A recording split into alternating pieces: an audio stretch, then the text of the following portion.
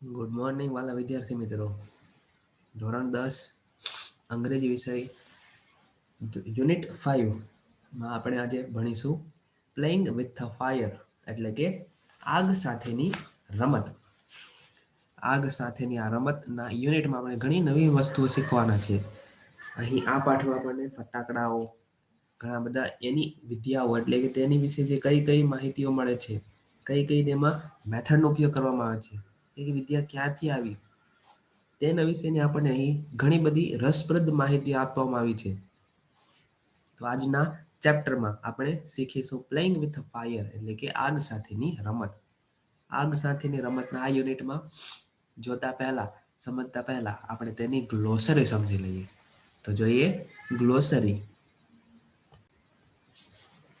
આ યુનિટની ગ્લોસરી શબ્દ સમજૂતી શરૂ થાય છે. પહેલો શબ્દ છે ક્રેકર્સ. ક્રેકર્સ શબ્દનો અર્થ થાય છે ફાયરવર્ક્સ, એટલે કે ફટાકડા. ક્રેકર્સ શબ્દનો ગુજરાતી અર્થ ફટાકડા. ત્યાર પછી બેંગ. બેંગ એટલે કે અ શાર્પ મેટાલિક સાઉન્ડ, એવો તીક્ષ્ણ એવો અવાજ કે જે મેટાલિક હોય, એટલે કે શેનો હોય? લોખંડ જેવી વસ્તુઓનો હોય, ધાતુમય વસ્તુઓનો એવો સખત અવાજ, તેને કહેવાશે બેંગ. ત્યાર પછી છે એમિટ. એમિટ એટલે થાય છે throw out a light or a heat. Throw એટલે ફેલાવવું, ફેંકવું. આઉટ એટલે બહાર. બહાર શું ફેંકવું? લાઇટ એન્ડ ઓર હીટ, એટલે કે પ્રકાશ અથવા તો ઉર્જા. પ્રકાશ અથવા તો ઉર્જાને બહાર ફેંકવું, એમિટ. ત્યાર પછી છે પાયરોટેકનિક્સ, એટલે કે the art of making and using fireworks.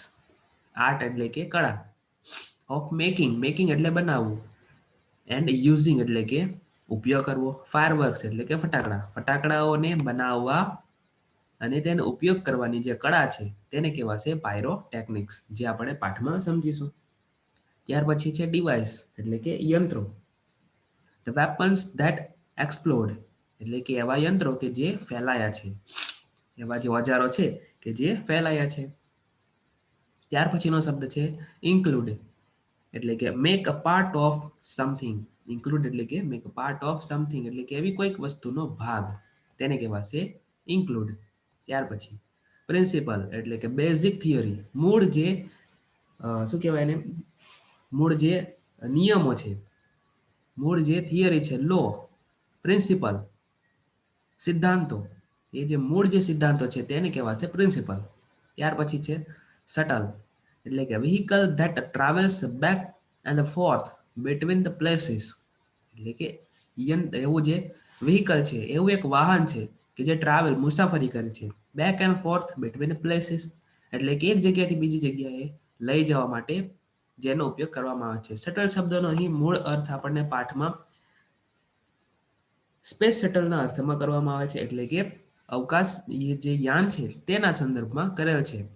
ત્યાર પછી છે હિસ્ટોરિકલ, એટલે કે famous or important in the history. History એટલે કે ઇતિહાસ. ઇતિહાસમાં કોઈ વસ્તુ ફેમસ હોય, પ્રખ્યાત હોય, અને તેનું ઇમ્પોર્ટન્ટ એટલે કે તેનું કોઈ ખાસ મહત્વ હોય, તો તેને કહેવાશે હિસ્ટોરિક.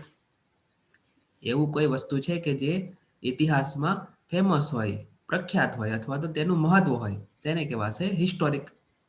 ત્યાર પછી બીજો શબ્દ એના જેવો છે હિસ્ટોરિકલ, એટલે કે રિલેટિંગ ટુ અથવા તો બેઝડ ઓન હિસ્ટ્રી. જે ઇતિહાસ છે તેની સાથે તેનો સંબંધ હોય, રિલેટિંગ હોય. ત્યાર પછી અથવા તો બેઝડ હોય, એટલે કે તેને કોઈ સ્થાન હોય, ઇતિહાસમાં તેને કોઈ સંબંધ હોય, તેને કહેવાશે રિલેટિકલ, સોરી હિસ્ટોરિકલ. ઓકે.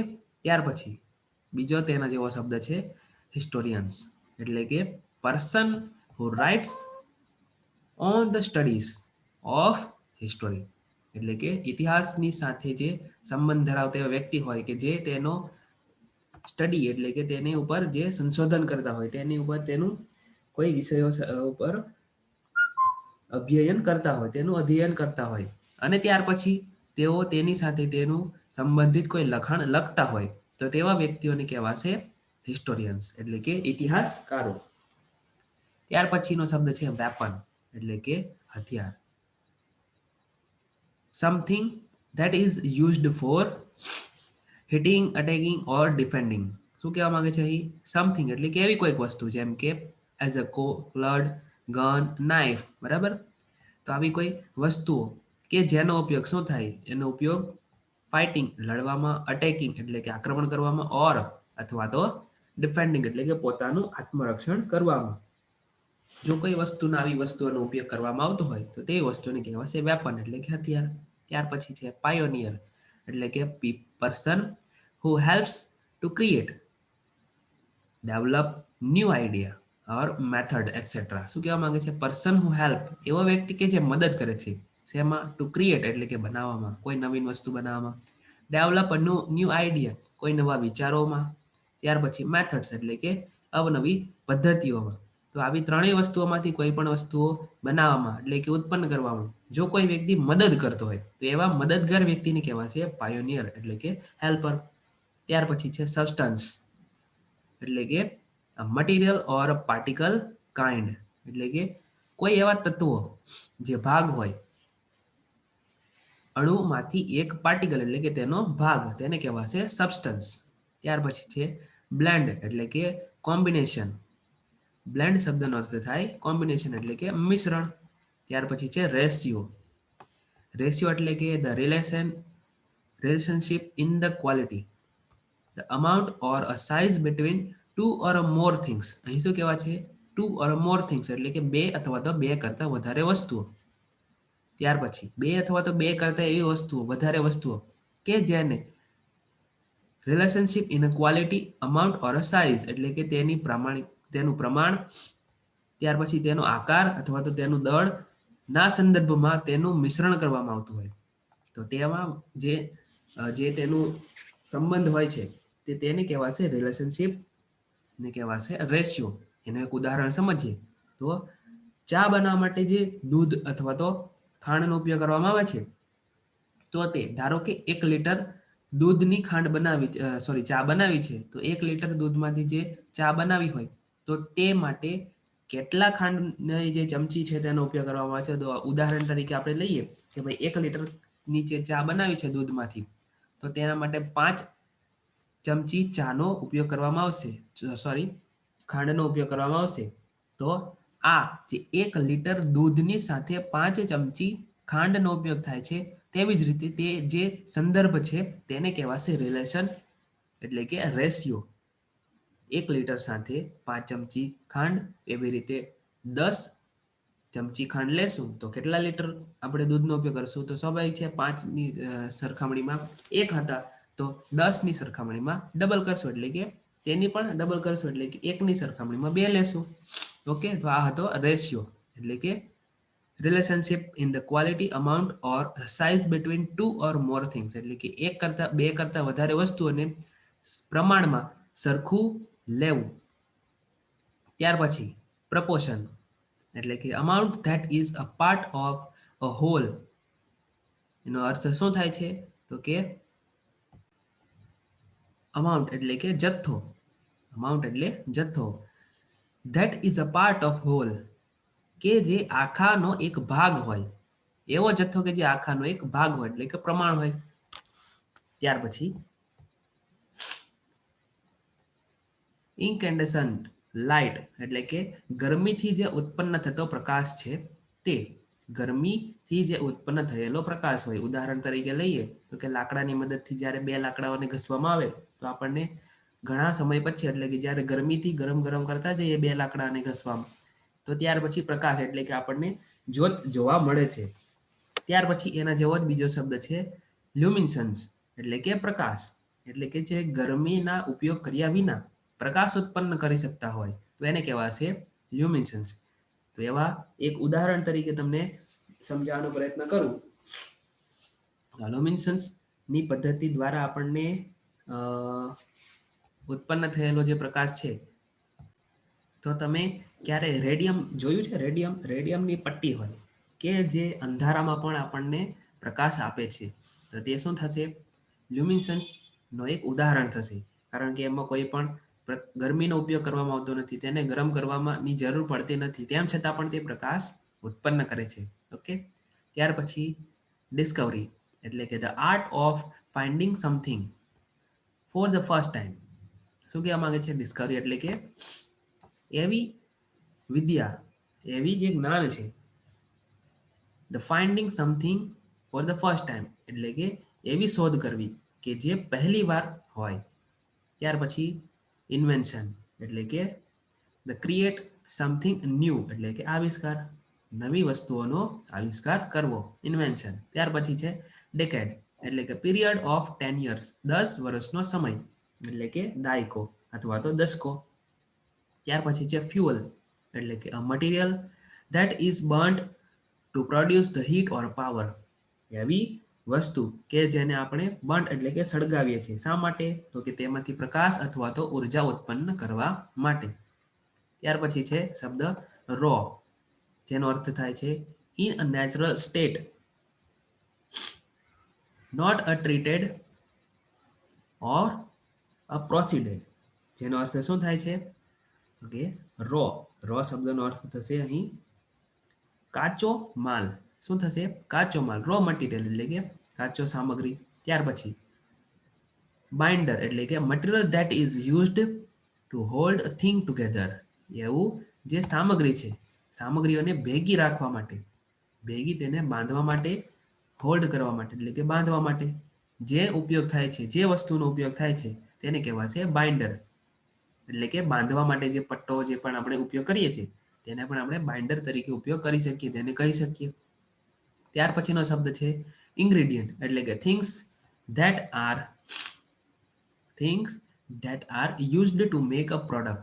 કોઈ પણ સામગ્રી બનાવવા માટે, વસ્તુ બનાવવા માટે, પ્રોડક્ટ બનાવવા માટે જે પણ વસ્તુઓ ઉમેરવામાં આવે છે, જે પણ વસ્તુઓનો ઉપયોગ કરવામાં આવે છે તેને કહેવાશે ઇન્ગ્રેડિયન્ટ્સ. ત્યાર પછી નોટોરિયસ એટલે કે infamous specially for the something bad એટલે કે કોઈ ખરાબ વસ્તુ માટે જે યાદ રાખવામાં આવતી હોય તેને કહેવાશે નોટોરિયસ. જેનો આપણે ગુજરાતીમાં સામાન્ય રીતે કહીએ છીએ તો કે કુખ્યાત એટલે કે પ્રખ્યાતનું વિરોધી કુખ્યાત, ખરાબ વસ્તુ માટે યાદ રખાતું હોય એવું. ત્યાર પછી છે ફ્રિક્શન, જેનો અર્થ થાય છે that effect of rubbing one thing against another એટલે કે એક એવી વસ્તુ સાથે બીજી વસ્તુને રબ એટલે કે ઘસવું, જેને કહેવાશે ઘર્ષણ. ફ્રિક્શનનો ગુજરાતી અર્થ થશે ફ્રિક્શન. ત્યાર પછીનો શબ્દ છે ઇમ્પેક્ટ. ઇમ્પેક્ટ એટલે કે ટુ હિટ અથડાવવું, વિથ ગ્રેટ ફોર્સ એટલે કે મોટી ઉર્જા સાથે, વધારે બળ સાથે અથડાવવું. ત્યાર પછી છે યુનિફોર્મિટી એટલે કે the quality or state of being the same, જેનો અર્થ થાય છે એક સરખું. ત્યાર પછીનો શબ્દ છે રિલાયબલ એટલે કે likely to be a true or correct એટલે કે સત્ય અથવા તો હકીકત, ખરું હોય તો તેને આપણે પસંદ કરીએ છીએ, જેનો આપણે સામાન્ય ગુજરાતી શબ્દ છે વિશ્વાસ પાત્ર. ત્યાર પછીનો જે છેલ્લો શબ્દ છે, છેલ્લો સ્પેલિંગ છે નોક ઓર અ કોર્નર એટલે કે ઇન ઓલ ધ ડાયરેક્શન એટલે કે બધી જ દિશાઓમાં. દિશાઓ, નોક એન્ડ કોર્નર એટલે કે બધા ખૂણા અને બધી દિશાઓમાં એટલે કે બધી જ બાજુએ. ઓકે, તો આ હતી આપણી ગ્લોસરી. તો હવે સમજીએ પાઠ. પ્લેઇંગ વિથ ફાયર એટલે કે આગ સાથે રમત. પ્લેઇંગ વિથ ફાયર યુનિટની શરૂઆત થાય છે one of our favourite festival એટલે કે આપણો જે તહેવારો છે તેમાંથી એક અગત્યનો, એક આપણો મનપસંદ એવો તહેવાર in the India is the Deepavali or Diwali as it is known in the north એટલે કે ભારતના ઉત્તરના ભાગોમાં તેને શું કહેવામાં આવે છે? દીપાવલી અથવા તો દિવાળી તરીકે તેને ઉજવવામાં આવે છે, તેને ઓળખવામાં આવે છે. There is nothing to match the excitement when the crackers go off in the night sky with a loud bang and a brilliant shower of the colors. શું કહેવા માંગે છે અહીં? There is nothing to match the excitement એટલે કે એવું કોઈ પણ ક્ષણ નથી, એવું કોઈ પણ વસ્તુ નથી કે જે તેની સાથે સરખામણી કરી શકે, તેના ઉત્સાહ સાથે સરખામણી કરી શકે. When the crackers go off in the night sky with a loud bang and the brilliant shower of the colour, કે જેની સરખામણી કોની સાથે કરી શકાય? ક્રેકર્સ એટલે કે ફટાકડાઓ. ફટાકડાઓ જ્યારે રાત્રિના આકાશમાં ઉપર જાય છે, વિથ અ લાઉડ બેંગ એટલે કે મોટો અવાજ થાય છે, એન્ડ બ્રિલિયન્ટ શાવર અને એક સુંદર મજાનું શાવર એટલે કે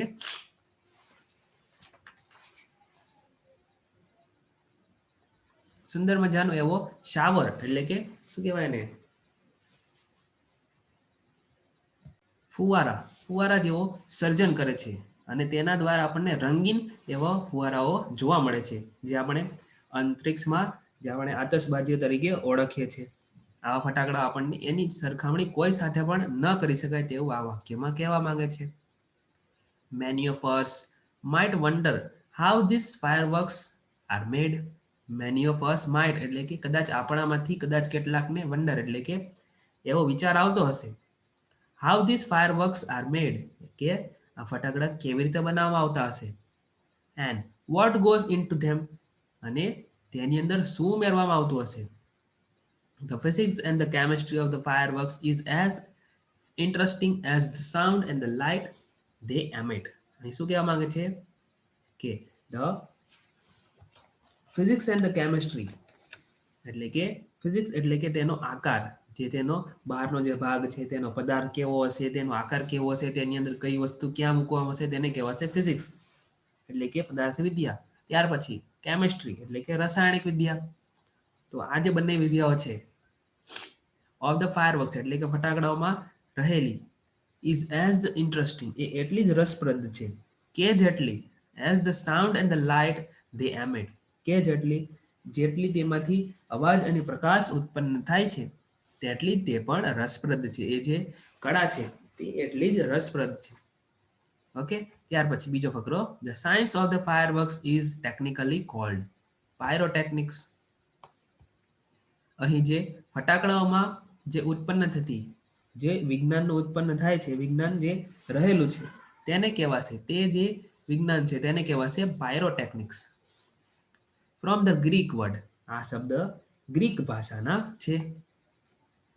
ધ પાયર મીન્સ ધ ફાયર. અહીં જે પાયર શબ્દ છે, પાયર PYR પાયર શબ્દ છે જે ગ્રીક ભાષાનો છે, તેનો અંગ્રેજીમાં અર્થ થાય છે ફાયર એટલે કે આગ. ત્યાર પછી ટેકનિક્સ એટલે કે techniques means an art. Technique શબ્દનો અંગ્રેજી અર્થ થાય છે આર્ટ એટલે કે કળા. The pyrotechnics includes not only fireworks but also a whole range of devices that use similar material and the principles from the safety matches that we use every day to the solid fuel rocket boosters of the space shuttle.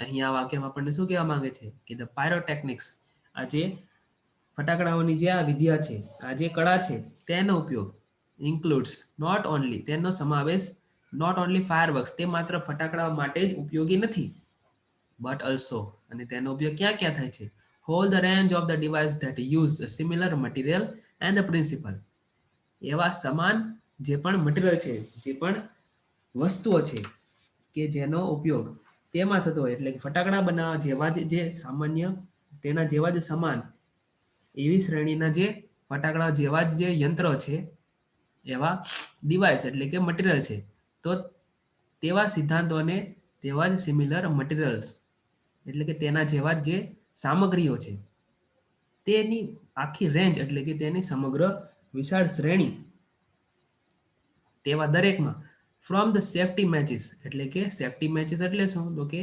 માચિસ, જે માચિસ that we use every day, કે જેનો ઉપયોગ આપણે દરરોજ કરીએ છીએ, ત્યાંથી લઈને તેનું પ્રમાણ ક્યાંથી માપવામાં આવે છે, તો કે આપણે જે રોજબરોજની ક્રિયામાં જે માચિસનો ઉપયોગ કરીએ, નાનકડી એવી માચિસ બાકસ થી લઈને to the solid fuel rocket booster of the space shuttle, જે ઘન પદાર્થોને સળગાવવા માટેના જે રોકેટ બુસ્ટર હોય છે, અંતરિક્ષ યાન હોય છે, ત્યાં સુધી આપણે આ જે પાયરોટેકનિક્સ જે છે તે વિજ્ઞાનનો આપણે ઉપયોગ કરીએ છીએ.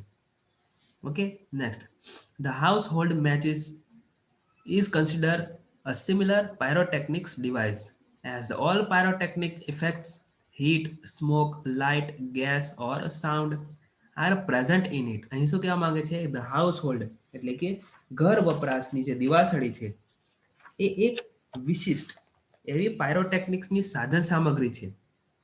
જે ઘર વપરાશમાં જે માચિસ વપરાય છે તેનો ઉપયોગ દિવાસળીનો જે સમાવેશ છે તે એક વિશિષ્ટ પાયરોટેકનિક્સ એટલે કે તે યંત્ર ની ગણનામાં કરવામાં આવે છે, સાધનમાં તેની ગણના થાય છે. કારણ કે as all the pyrotechnics effect, કારણ કે તેમાં દરેક પ્રકારની એવી વસ્તુઓ રહેલી છે, તેની ગુણો રહેલા છે. કયા કયા ગુણો? હીટ એટલે કે ગરમી, સ્મોક એટલે કે ધુમાડો, ત્યાર પછી સ્મોક એટલે કે ધુમાડો, ત્યાર પછી તેના જેવા બીજી વસ્તુ એટલે કે લાઇટ, લાઇટ એટલે કે પ્રકાશ, ગેસ એટલે કે વાયુ, અને સાઉન્ડ એટલે કે અવાજ. આ બધા જ જે ગુણો છે, આ પાયરોટેકનિક્સના ગુણો છે, તેનો જે સમાવેશ છે તે દિવાસળીમાં થયેલો જ હોય છે. તેથી આપણને અહીં તેની સરખામણી કરી છે. ત્યાર પછી some historians say that the black powder and the basic material used in the fireworks. શું કહેવા માંગે છે અહીં? સમ હિસ્ટોરિયન્સ એટલે કે એક એવા ઇતિહાસકારો એવું કહેવા માંગે છે, એવું માને છે, the black powder the basic material used in the fireworks, જે ફટાકડાઓની અંદર જે સામાન્ય એવું મૂળભૂત એવું પદાર્થ જેનું નામ છે બ્લેક પાવડર, જે બ્લેક પાવડર નામનું જે મૂળભૂત જે પદાર્થ છે જે ફાયરવર્ક એટલે કે ફટાકડાઓમાં ઉપયોગમાં લેવામાં આવે છે, was invented in the India, તેનો જે શોધ છે તેની શોધ ભારતમાં થઈ છે. ઇતિહાસકારો એવું માને છે. તેના શોધકનું નામ છે Sukranti. Sukranti return more than 2000 years ago has reference to the weapon similar to the gun and the projectile weapons. શું કહેવા માંગે છે અહીં? કે સુક્રાંતિ નામના જે શોધકે એક એવા વિદ્વાને ભારતમાં આશરે લગભગ 2000 વર્ષ પહેલા ગ્રંથમાં તેણે લેખિત પ્રમાણ આપ્યા હતા. એટલે કે 2000 વર્ષો પહેલા એણે લેખિતમાં લખેલ હતા કે ભાઈ આવી રીતે ફટાકડાઓ બનાવવામાં આવે છે અને તેના માટે સામાન્ય એવું મૂળ જે પદાર્થ છે તે બ્લેક પાવડર છે.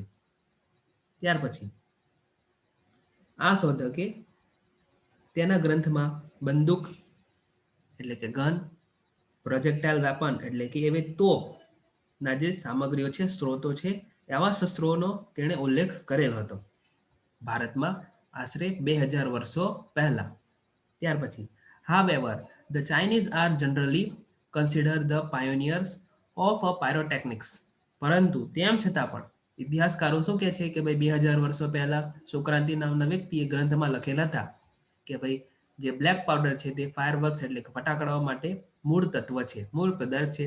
તેમ છતાં પણ however Chinese generally considered the pyrotechnics a pioneer of pyrotechnics. અહીં શું કહેવા માંગે છે?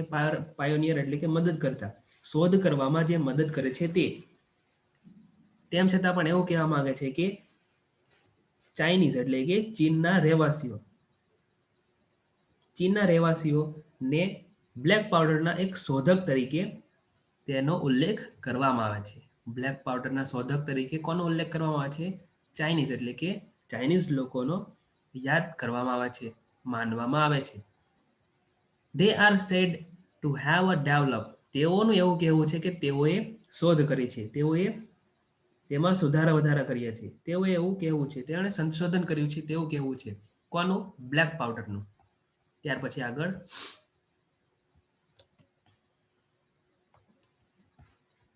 The black powder more than 1000 year ago એટલે કે 1000 વર્ષ પહેલા ચાઇનીઝ લોકોને એવું કહેવું છે કે 1000 વર્ષો પહેલા આ જે બ્લેક પાવડર છે તેની શોધ કરી હતી.